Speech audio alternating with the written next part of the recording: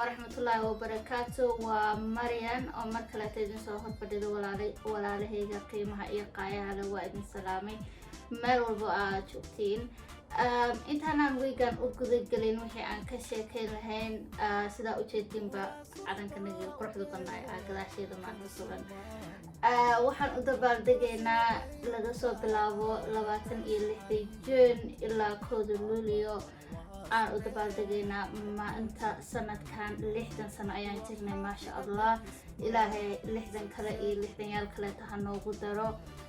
marka waxaan rabay inaan aan ka faa'iideysto waqtigan yar oo aan idin iraahdo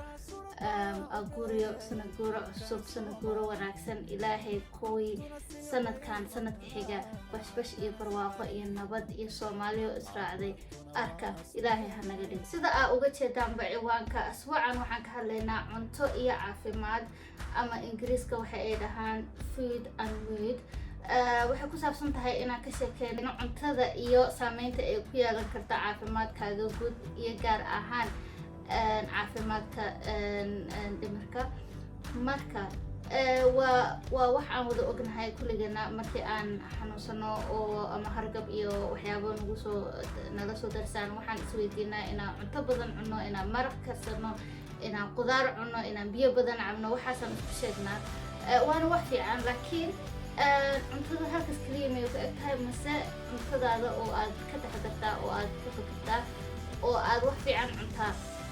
actually maskaxdaadayda u roon tahay. waxaa xusid mudan in sanadihii lasoo dhaafay ay soo kordhayeen daraasooyin sheegaya in cuntada iyo caafimaadka dhimirka ay xiriir fiican ay leeyihiin, oo cuntada aad cunto ay wax badan u dhimi karto ama ku dari karto caafimaadkaaga dhimirka. sida xubnaha jirkeena oo kale, maskaxda ayaa u baahan nafaqo iyo cunto ay sidaal ka dhigato si ay u qabato shaqadeeda, si ay ugu wanaagsanaato waxyaabaha ay qabato. ku darso cuntooyinka qaar ayaa hagaajin kara niyadda, kordhin kara tamar, kana shaqeeya kor u qaadista habdhismeedka difaaca si aan jirku u jiran. taas ayaa saameyn ku leh niyadda iyo iyadoo wanaajisa hurdada, si niyaddeenu ay u fiicnaato saacadaha aan soo jeedno. haddaba sidee cuntadaasu ay u saameysaa jirka ama maskaxda? isbedelka heerka sokorta ayaa xiriir la ah isbedelka niyadda iyo tamarta, waxaana saameeya cuntada aan cunno iyo goorka aan cunno. kiimikada maskaxda oo loo yaqaan neurotransmitters sida serotonin ama dopamine waxay saameyn ku yeeshaan sida aan u fikirno, dareeno ama aan u dhaqanno, taasoo ay saameyso waxa aan cunno. waxaa kaloo jira falcelin aan caadi ahayn oo kiimikooyinka aan dabiiciga ahayn ee aan cunno ay sababaan, sida artificial colors ama flavors. fitamiinada qaarkood ayaa saameyn ku yeelan kara dhimirka. tusaale ahaan, heerka u hooseeya ee fitamiin B-ga ayaa qaarkood xiriir la leh astaamaha cudurka dhimirka. heerka hoose ee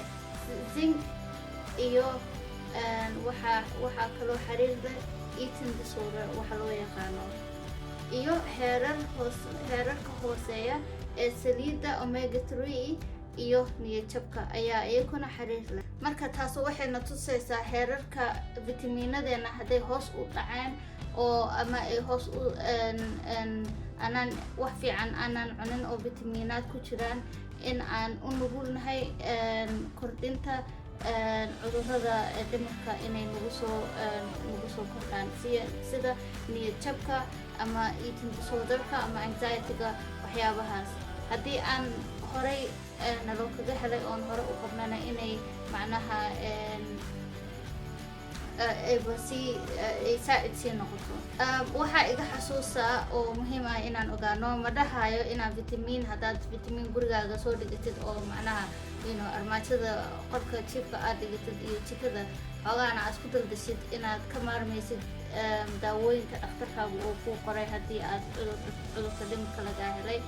sidaas ma dhahayo. Cudurka dhimirka adigoo qaadanaya daawadiisa ayaa haddana waxaa muhiim ah inaad jirkaaga wixii aad gelinaysay, waxaad cunaysay iyo waxaad cabaysay inaad ka taxadartid oo aad qudaar badan cuntid. hadduu vitaminku kugu yaryahay oo lagaa sheego kugu yiri ironkia kugu yar ama vitamin B-ga xoogaa daciif ah ama zinc ma haysatid, haddii lagu yarina inaad macnaha aad vitaminkii inta soo gadatid aad cuntid. marka way sheegnay waxyaabaha cuntada iyo xiriirka ay leeyihiin cudurka dhimirka waa aan ka hadalnay. marka waxaa muhiim ah inaan ka sheekeyno oo aan isweydiino talow maxaan samayn karaa oo aan si aan uga badbaado ama aan cunto fiican u cuno, maxaan samayn karaa oo nafteyda uga taxadari karaa. waxaan idin diyaariyey 5 qodbood oo aad samayn kartid even haddii xooga aan mental health lagaas helin oo cudurka dhimirka oo soo saameyn xitaa 5 wax oo aan idinkula talinayo oo dhakhtar kastana oo idinkugula talin doono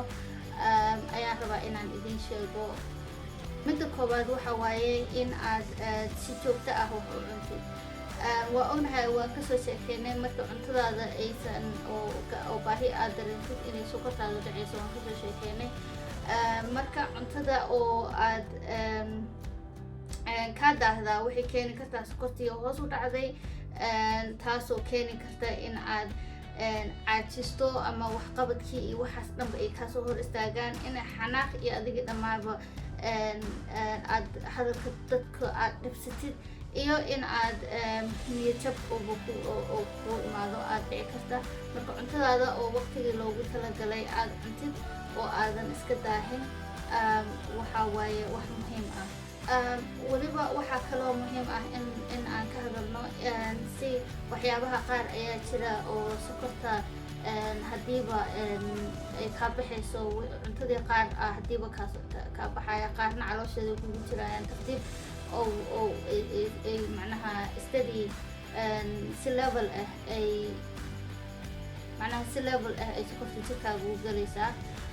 marka waxaa ka mid ah cuntooyinka proteinka leh sida waxyaabaha miraha ku jiraan sida looska, sida qamadiga. dooro cuntooyin fiican. macnaha markaad cuntada cunaysid flavor kaliya looma cuno iyo cuntadan waan jeclahay. waxaa waaye inaad ka fikirtid oo dhahdid okay soo cunto fiican ma cunoyaa mase waxaan cunoyaa baasto iyo bariis maalin kasta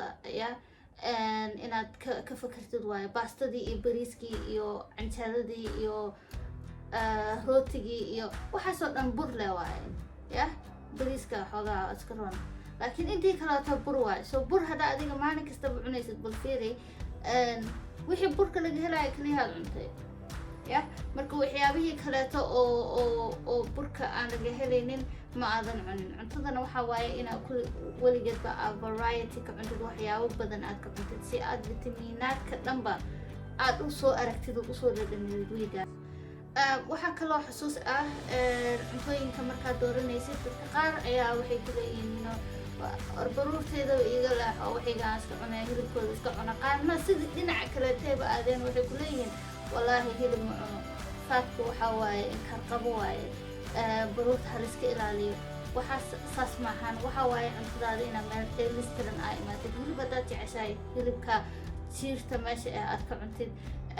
inaad malaay cuntid, inaad waxaa jira waxyaaba la yidhaahdo good fats la yidhaahdo inaad cuntid oo malaayga omega 3 uu leeyahay maskaxdaada u fiican yahay, inaad malaayga badsatid, inaad avocadooga cuntid, inaad cuntid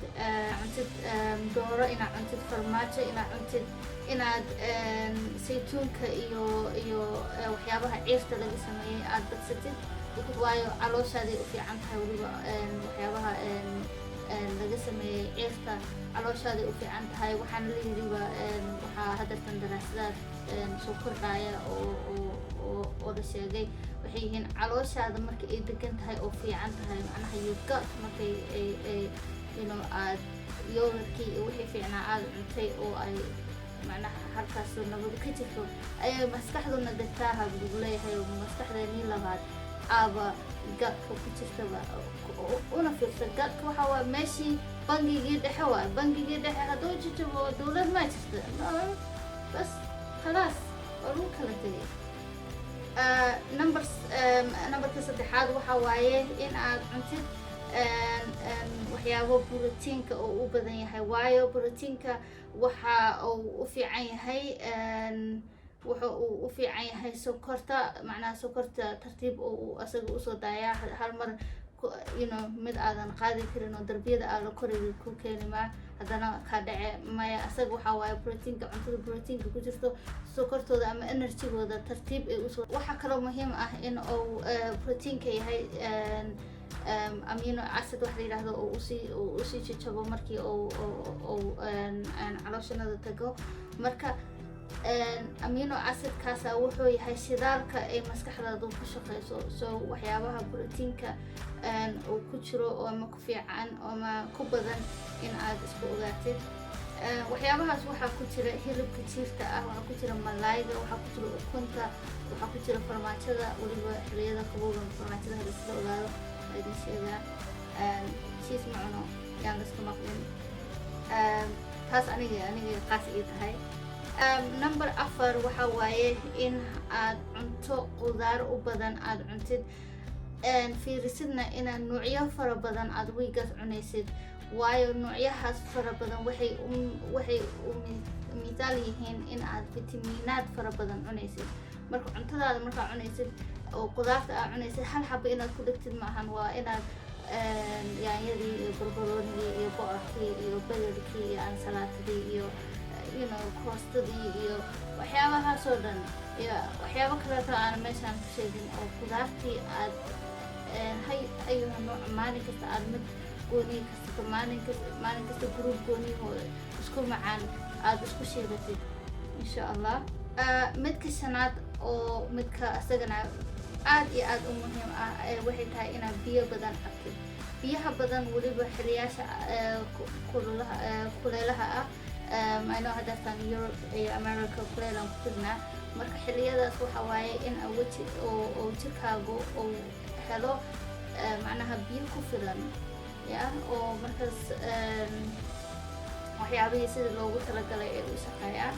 waxaa kaloo muhiim ah in aad iska ilaalisid ama iska yaraysid haddaadan ilaalin karin iska yaraysid waxyaabaha caffeine-ka ku jiro waxyaabaha caffeine-ka ku jira ayaa waxay keenaan diiqad ama hurdado kugu yaraata especially haddii aad habeenadii aad koob shaaha aad cabtid waxaa laga yaabaa inay hurdadaada saameyso marka waxyaabaha caffeine-ka ku jiro ayaa waxay kamid yihiin coffee-ga ama qaxwada shaaha waxaa kaloo ku jira biyaha aashitada leh sida coca-colada iyo pepsiga iyo waxyaabahaas waxaa kaloo ku jira energy drinks waxyaabaha loo yaqaano oo ayakana badana ashid leh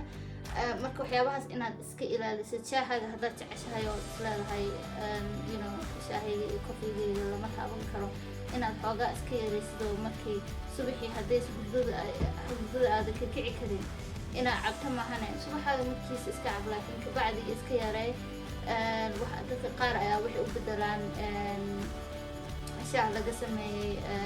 nacnac iyo waxyaabo saas ah marka maybe shaahaaga saas u bedel maybe caleenta iska yaray xoogaa waxyaabahaas haddii aad isku aragtid adiga inaadanba deganeyn oo maskaxdaadu ay deganeyn oo xoogaa stress iyo diiqad iyo ay kaa muuqdaan maybe taasaa laga yaabaa inay ku dhibeyso so kaas iska yaray mid kale waa intaan waxaad ka hadlayo waxaa waa mid kale inaa cuntadaada aad ka dhex jirtid oo aad isdhexdid dadka qaara waxay leeyihiin allergy ay cuntooyinka ku leeyihiin allergigaasoo xoogaa aan jirka waxba u dhimin oo caadi aad iska tahay waxyaabo yaryar aad laga yaabaa inaad dareentid calooshaada iyo waxyaabahaas saas ah laakiin ku keenaya sensitive inaad noqotid oo qof markuu joog yiraahdo aadada iga aamus marka waxyaabahaasna inaad ka taxadartid dhakhtarna uma baahnid inaad ogaatid waxa aad ku allergiga ku tahay inaad ogaatid dhakhtar uma baahnid waxa waaye maalin kasta ayaan kastaba waxa aad u malaynaysid markaas oo aad isleedahay waan qoonsanayaa waxaas iska daa ana markaas fiiro gaar u yeelo sida aad u dhaqmaysid bodigaaga sida uu yahay waxyaabaha iska kaa bedelay fiiro gaar u yeelo marka intaasaan kusoo gabagabeynayaa weegan iga raali ahaada waa idinka soo daahay hadii jeerna waa ku mahadsantihiin commentiskiina iyo inaa dhiirigelisiin wallaahi waa waxaan aad iyo aad idinkaga mahad celinayo baryaha nagu soo fool leh waxa waaye fantasiyo iyo waxyaabahaasaan ku jirnaa marka Soomaaliya ha noolaato. Assalaamu calaykum.